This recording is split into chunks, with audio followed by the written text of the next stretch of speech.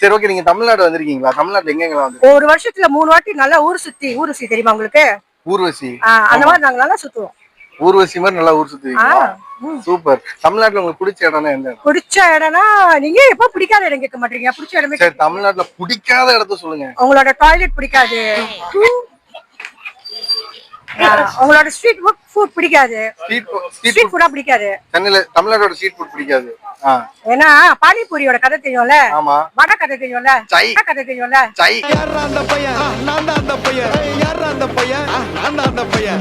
யாரா அந்த பையன்? அதனால பிடிக்காது.